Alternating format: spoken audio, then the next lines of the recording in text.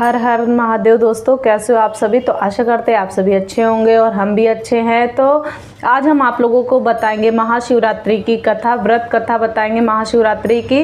तो प्लीज़ आप लोग वीडियो को पूरा देखिएगा, पूरा सुनिएगा और अच्छा लगे तो वीडियो को हमारे लाइक कीजिएगा। सब्सक्राइब ना किया हो तो सब्सक्राइब कीजिएगा और बेल आइकन दबाना बिल्कुल भी ना भूलिएगा, जिससे हमारा नोटिफिकेशन आप लोगों को मिलता रहे।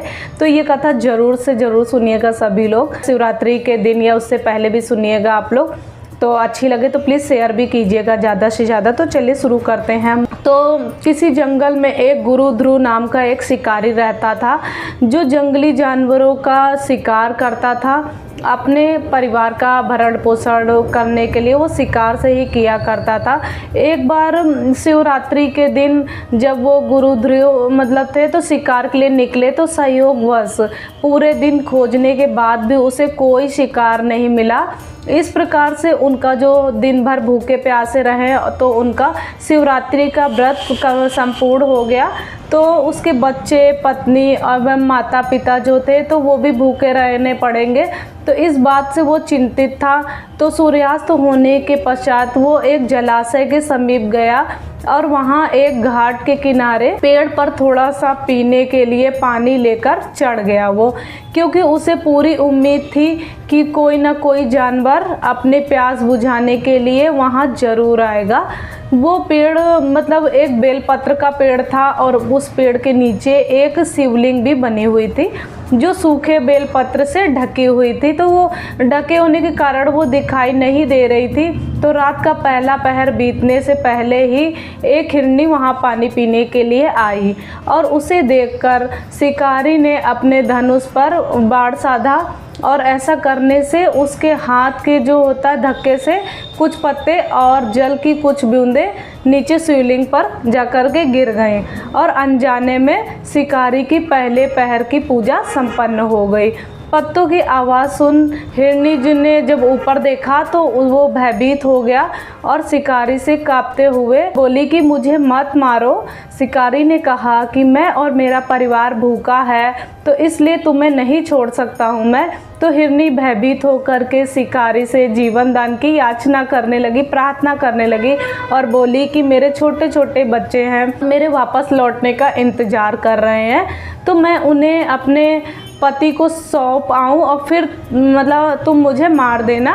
मुझे बस इतना समय दे दो, झूठ नहीं बोल रही हूँ, मैं सच बोल रही हूँ और मुझ पे विश्वास करो। मैं शीघ्र ही लौट आऊँगी, तुरंत वापस आ जाऊँगी मैं। अगर मैं लौट करके ना आऊँ तो मुझे वो पाप लगे जो विश्वासघाती और शिवद्रोही को लगता है। तो इस प्रकार हिरनी के विश्वास दिलाने पर शिकारी ने उसे जाने दिया और हिरनी वहाँ से चली गई। और कुछ देर बाद शिकारी ने देखा कि एक मोटा और ताज़ा हिरण जल पीने वहाँ आया है। उसने फिर से अपने धनुष पर बाण चढ़ाया, जल भी और शिवलिंग बेलपत्र शिवलिंग पे चढ़ गया। तो इस प्रकार शिकारी की जो थी दूसरे पहर की भी पूजा संपन्न हो गई। धनुष पर बाण चढ़ा देख हिरण ने पूछा कि ये तुम क्या कर रहे हो।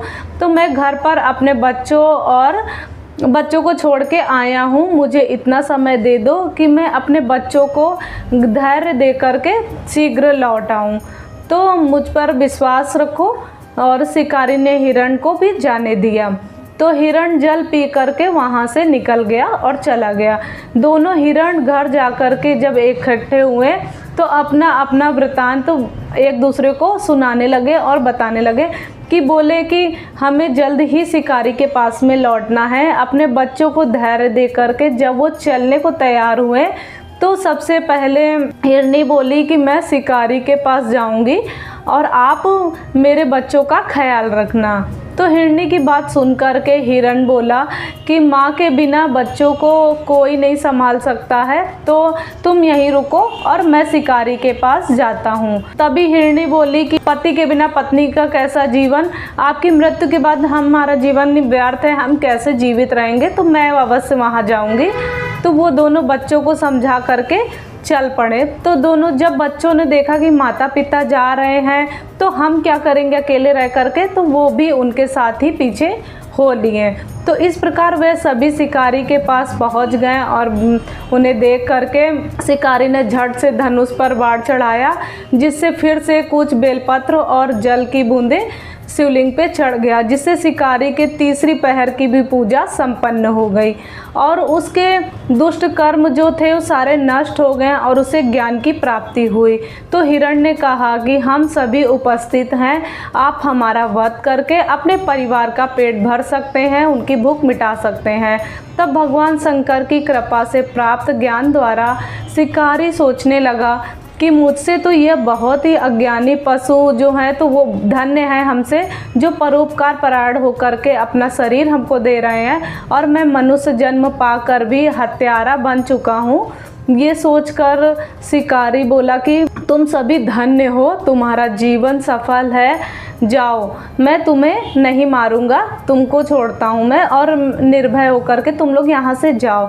तो शिकारी के ऐसा कहते ही स्वयं भोलेनाथ वहाँ प्रकट हुए और बोले, मैं तुमसे प्रसन्न हूँ, मन चाहा वर मांगो। तो ये सुनकर शिकारी भगवान के चरणों में गिर पड़ा, आंखों से आंसू बहने लगे और भगवान शंकर ने उसे सुख समृद्धि का वरदान दे करके गुरु नाम प्रदान किया। तो ये वही गुरु था जिसके साथ में भगवान श्री राम ने मित्रता करी थी। तो ये था महाशिवरात्रि व्रत कथा। तो आप लोगों को अच्छी लगी हो तो प्लीज़ ज़्यादा से ज़्यादा शेयर कीजिएगा और कमेंट में लिख के ज़रूर बताइएगा, हर हर महादेव ज़रूर लिखिएगा। तो प्लीज़ आप लोग सब्सक्राइब कीजिएगा, लाइक कीजिएगा और बेल आइकन दबाना बिल्कुल भी मत भूलिएगा। तो चलिए मिलते हैं इसी तरीके से आगे भी और भी वीडियो लेकर के आते रहेंगे। तब तक के लिए हर हर महादेव।